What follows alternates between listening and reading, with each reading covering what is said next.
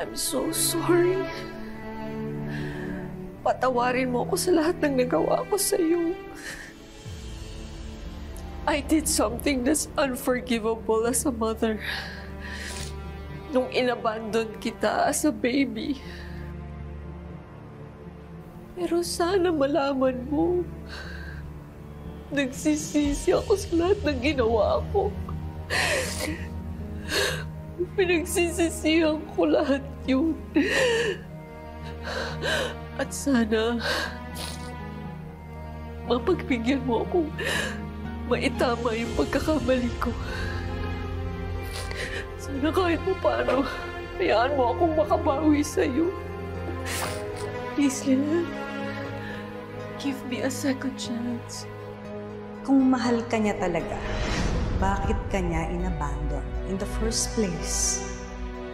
At saka kung talagang longing siya na makasama ka ulit, bakit hindi siya nag-effort na hanapin ka niya for the past years?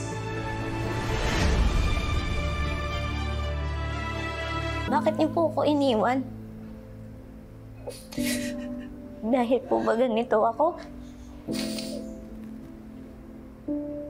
Kagaya rin po ba kayo ng iba na hindi normal yung tingin sa akin?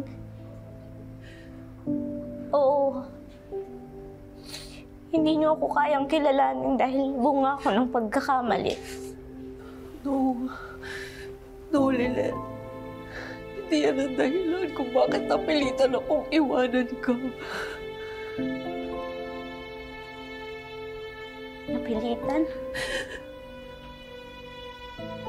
Ibig ko sabihin, wala kayong ibang choice kundi ang abandonahin ako. Bakit? Ano pa po bang mas mahalaga kaysa makasama yung anak niyo? Yung pangarap niyo? Yung ambisyon niyo?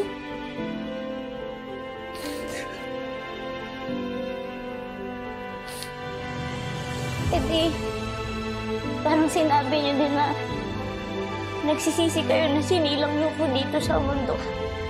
Dahil nasira ko yung mga pangarap niyo, yung mga plano niyo.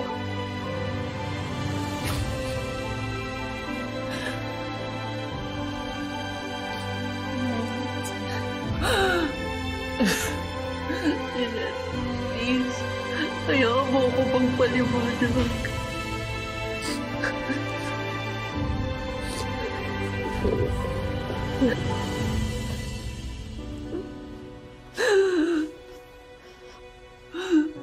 Kung nagigilty lang ho kayo at gusto niyo lang maghugas kamay, huwag na ho kayong mag-aksaya ng effort.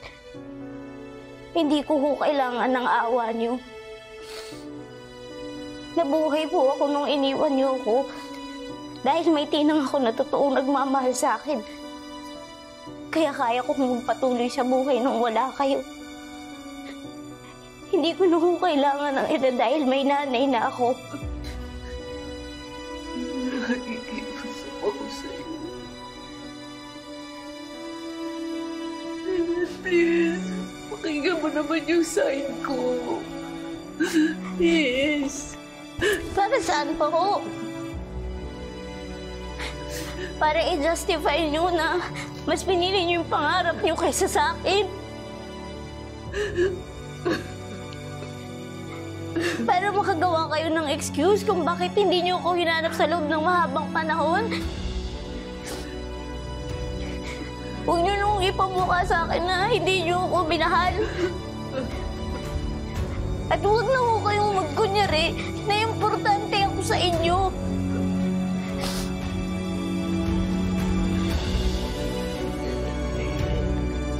Death! Huwag mo nang pagpilitan yung sarili mo sa kanya. Can't you see? Lalo mo lang sinasaktan yung feelings niya eh. Please let her go. Lorena, this doesn't concern you. Pabayaan mo kaming mag-ina. Wow. So, ulirang ina ka na ngayon.